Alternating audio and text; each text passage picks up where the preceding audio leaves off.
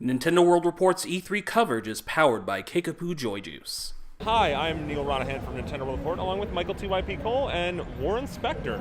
And I guess let's start off talking to you, Warren, about what you're doing with your game design teaching right now. Well, after 31 years, I decided I needed some new challenges. So I decided to take a stab at academia.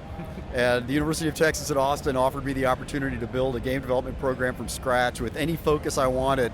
And I kind of had to give it a shot. So thought about what the other 400 game development programs in the United States are doing, which is teaching people how to make games, and decided what I wanted to do was teach people how to make teams, how to lead people to greatness, how to be a member of a great team, how to manage a project.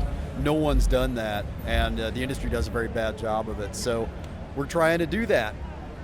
So as far as the program, this is 1 year into it, and how long is it? What kind of courses are in it? Well, it's a 9-month program, and by the way, the utter insanity of it is we're not charging tuition. Oh, wow. It's free to attend, and we're paying each student a $10,000 stipend.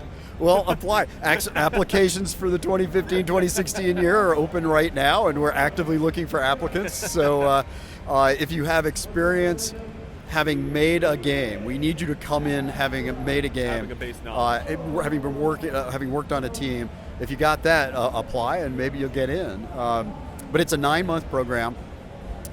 There's one class in the morning where we lecture about the concepts and practice of leadership and management.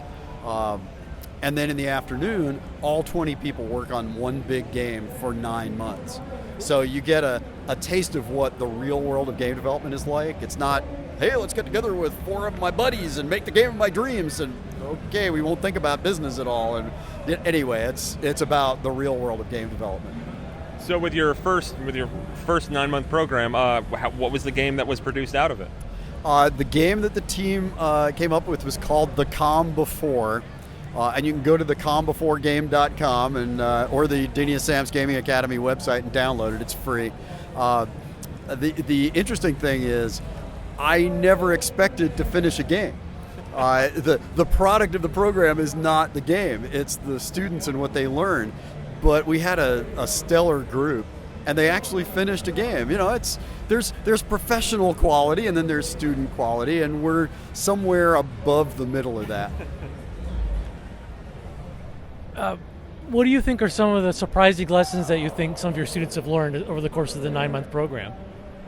I think the biggest lesson people have learned is making games is really hard, and when you start dealing with 20 people, programmers, designers, artists, who all think differently, who all speak different languages, trying to coordinate all those people is insanely hard. And in the program, everybody gets the chance to lead the team. We rotate out the leadership, and so everybody got a chance to see how impossible it is to be a game director or producer, and they all came to that realization. It was very gratifying. Do you have any plans to expand this to maybe an online program? There are no plans to make it an online program for the simple reason that it's kind of a boot camp.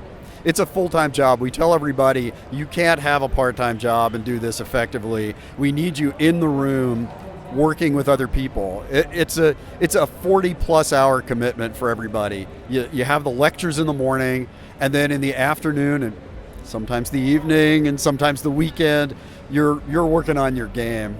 So online, you wouldn't get that hands-on experience that's so important to me. We were talking about it a little bit before we started recording, but Nintendo kind of has its own little creation game, so to speak, in Mario Maker. It seems like you have some strong thoughts on this. Are you excited for this? Are you worried about this? You think it's an interesting experiment? What do you see here? Well, for starters, I've always been a Nintendo geek, so I walk around their booth and it's, oh my gosh, there's a Zelda game I can play, and when I saw Mario Maker, that's pretty exciting. It's exciting that Nintendo is starting to put the tools of creation in the hands of normal humans, and I'm really looking forward to a lot more than the 20 students I have figuring out how hard it is to make games. I think you're going to see a lot of people have a lot more respect for professional game developers. But you know, the thing I'm kind of weirdly most excited about from Nintendo is they're finally going to be on mobile devices. I think they're going to destroy the world on mobile devices. They've got all the IP, and now they're going to be on 1 billion smartphones. I can't wait for that. Where do you see them going on mobile? Obviously, if you can't give insider knowledge if you have any, but what kind of games do you envision them making, and how do you think they're, as a game developer, how do you think you got to balance your portfolios in terms of mobile versus dedicated console gaming? Where do you see them going with this? Well, I have no inside information, okay? So this is worth what you're paying for it. But I think, interestingly, Nintendo games probably translate better to the mobile platform than most other people's games. I mean, they're simple controls, they're simple but deep gameplay. I think it'll translate pretty effectively directly to that new platform. So I'm not sure it's going to require a whole lot of redesign or rethinking. I'm just looking forward to being able to play all those wonderful games on my phone. In terms of balancing the portfolio, every company has to balance their portfolio. I think E3 this year is providing a lot of evidence that consoles are not going away anytime soon. But there's certainly a trend towards mobile being ultimately, I think, the dominant platform. And so I think anybody who isn't thinking about building up their mobile presence is going to get left behind. But, I mean, everybody is. So I think you're going to see companies making a pretty smooth transition from the console world into the modern day of mobile. Is there anything else at Nintendo's booth that kind of stood out outside of Mario Maker? Well, like I said, there's a Zelda game. Yeah, I don't need much more than that. New Star Fox certainly is going to appeal to an awful lot of people. I'm not sure about Yarn games. I'm trying to figure that one out, but at least it's something a little new and different. So it's really Mario Maker and Zelda for me. So Zelda, when I was playing, I found it was very difficult to communicate on the show floor. As a game designer, what do you think are the challenges in working on a collaborative multiplayer game like that? Well, it depends on how you're approaching it. I mean, if you're doing couch multiplayer, which is the most interesting to me personally, you kind of want that chaotic, adventurous, oh my God, what's happening now sort of feeling. So I think it's a little extreme here on the show floor because, E3 is so noisy. But I think the chaos is actually a pretty good thing. I guess also moving on to, I guess, your most recent project, Epic Mickey and Epic Mickey 2. How do you kind of feel about how it seems like what you did with those games still has a lasting effect on Disney right now? We were talking with other people from our staff who are closer to Disneyland and Disney World, and apparently Oswald still has quite a presence, and that was mostly your doing. Like, how does that feel to kind of have that kind of effect on a company you love? I'm so proud of what we did. I know the Epic Mickey games polarized people. I get that, and actually I'm pretty happy about that. If you're not polarizing people, you're not working hard enough, and you don't want people just saying, that was okay. So I was really proud of what the team did, and we pretty much accomplished all the goals we wanted. We wanted to make Mickey an epic hero again, the way he was in his earlier days. We wanted to honor Disney's history, which I think we did pretty effectively. And we wanted to return Oswald to the world, to Disney. And seeing Oswald at the parks and seeing people walking around in Oswald ears, it's pretty incredible. I kind of feel like a proud father, and now my child is off there walking on his own. He's left the home and left the nest, and he's out there for all the world to love.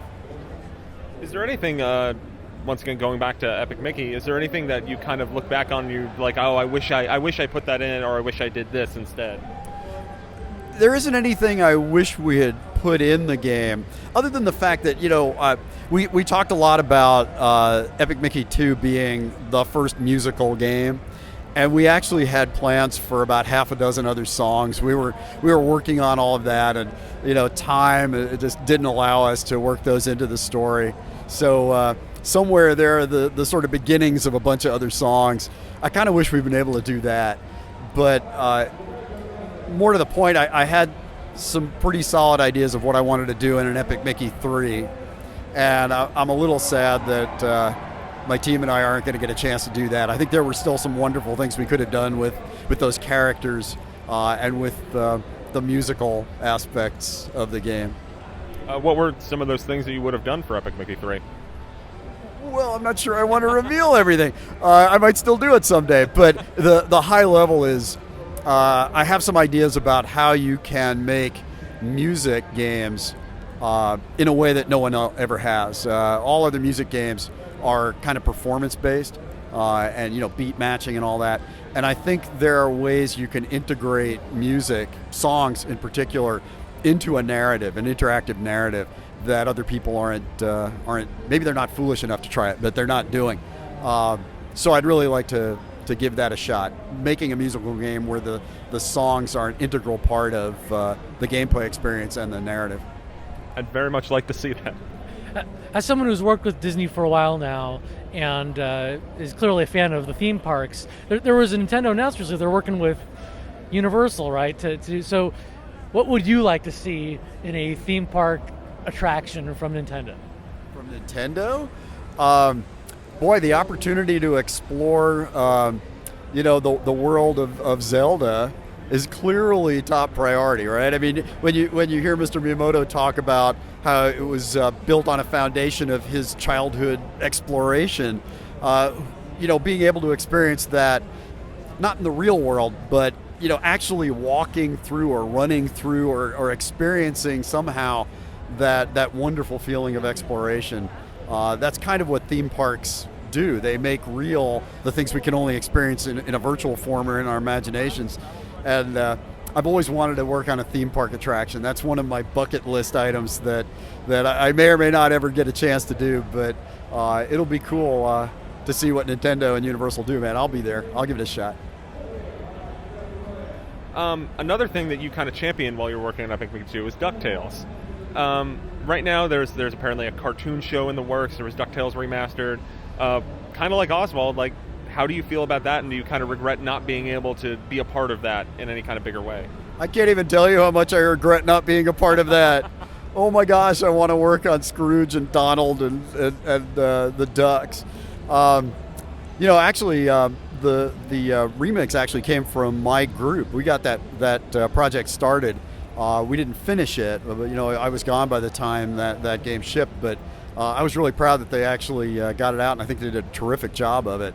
I'm excited about the new cartoon show, and I'm really excited that there are new Disney comics now. IDW is publishing Disney comics again. There was a period of a couple of years, the first time since the 30s that there were not Disney comics available, and now they're back.